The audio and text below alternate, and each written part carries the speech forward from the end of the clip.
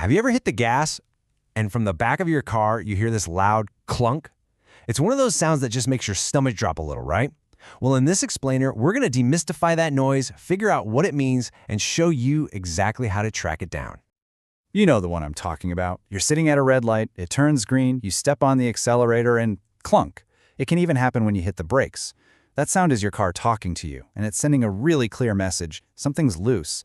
So let's figure out what it is.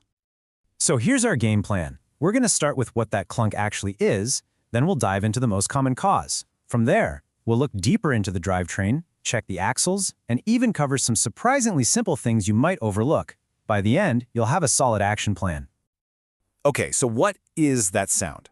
That clunk you're hearing is basically the sound of slack in your drivetrain being suddenly taken up. Think of it like a loose chain on a bicycle.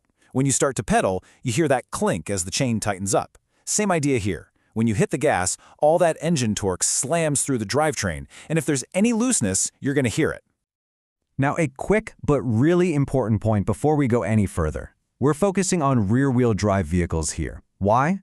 Well, because they have that long drive shaft running from the engine up front all the way to the wheels in the back. That long path for power to travel just introduces more places where things can get worn out and create that clunk. All right, let's get right to it and start with public enemy number one. In a huge majority of these cases, that clunking noise is coming from a worn-out universal joint, or as everyone calls it, a U-joint. The easiest way to think about a U-joint is to picture it as an elbow.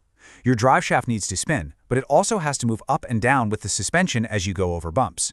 These U-joints are the flexible knuckles that let it do both without snapping. They're absolutely critical, but because they're always moving and exposed to all the road grime, they tend to be the first thing to go. So a failing U-joint usually gives you two big clues. First, you've got that classic clunk we're hunting. That's the sound of all the play in that worn-out joint. And second, you might feel a vibration when you're driving, especially at highway speeds. That's because the worn joint has thrown the drive shaft off balance. If you have both of these symptoms, you are very likely looking at a bad U-joint. And here's the best part. Checking this yourself is surprisingly easy. First things first, safety. Make sure the car can't roll by blocking the tires. Then, put the transmission in neutral. Once you're safely underneath, grab the drive shaft with your hands and try to twist it back and forth. If you can feel a bunch of play or hear a little clunk coming right from that joint, well, you found your problem. But what if you check those U-joints and they feel rock solid? No play at all? Well, if that's the case, our investigation has to go a little bit deeper, to the parts of the drivetrain that are a bit harder to see. Okay, our next list of suspects includes worn-out gears inside the rear differential, some wear on what's called the slip yoke splines, or maybe a bad center support bearing if your car has a two-piece drive shaft. Now, these are a bit more involved, but the goal is exactly the same. We are still hunting for that source of looseness. So how do you check for a problem inside the differential? The most direct way is to check the fluid. When you open up the fill plug, take a look at the oil itself. Is it sparkly? A lot of these plugs are magnetic, so check it for a fuzzy coating of metal shavings.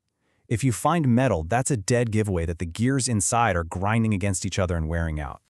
Another spot to consider is the slip yoke. You see, as your suspension goes up and down, the drive shaft actually needs to get slightly longer and shorter. The slip yoke is the part that slides in and out of the transmission to allow for that. It uses these interlocking teeth called splines, and if those splines get worn down over time, they create slack. And, you guessed it, a clunk. All right, so if the U-joints, the differential, and the slip yoke all seem okay, our next move is to take our investigation from the center of the car and move it out towards the wheels. We're talking about the axles and the wheel bearings. Now, a failing wheel bearing usually makes a humming or a grinding noise that gets louder the faster you go. It's a very distinct sound. But, and this is a big but, if a bearing is really badly damaged, to the point of near total failure, the amount of slop and play inside it can absolutely cause a clunking sound as the load shifts. Here's a really great practical test you can do right in your driveway. After you've been for a drive, carefully, and I mean carefully because it can be hot, feel the hub area at the center of your rear wheels. A bad bearing creates a ton of friction and heat. So if one side is way hotter than the other, that's a huge red flag pointing to a bad bearing. Now, hold on. Before you start thinking you need a major, expensive repair, we need to cover the simple stuff. It's so easy to overlook the obvious, but sometimes the cause of a really big noise is a surprisingly small problem. A quick look around can save you a world of headache. Get down there and just check the big bolts on your shocks or your leaf springs. Is anything visibly loose? Is a bolt broken? Then check your lug nuts. I know, it seems too simple, and it's rare, but loose lug nuts are incredibly dangerous and can definitely cause a clunk. Just make sure they're tight. Whew, okay, we've covered a ton of ground here. So let's bring this all together and build a simple, clear diagnostic roadmap that you can actually follow. Think of this as your official Clunk finding cheat sheet. You want to diagnose this efficiently, right? So start with the most likely thing, the U-joint. Do the manual driveline test. If that's all good, move on to the differential and check the oil for metal shavings. Next, feel the hubs for any excessive heat. And finally, no matter what, do a quick visual check for any loose suspension hardware. Follow that order and you'll find it. The number one thing to take away from all of this is that the clunk is a message. It's a warning sign. You know, fixing a worn-out U-joint is pretty cheap, all things considered, but letting it go until the drive shaft fails completely, that can cause catastrophic damage to your transmission or your differential, and that's a repair bill you do not want to see. So that clunk, it isn't just some random annoying noise. It's a very specific symptom that has a logical cause.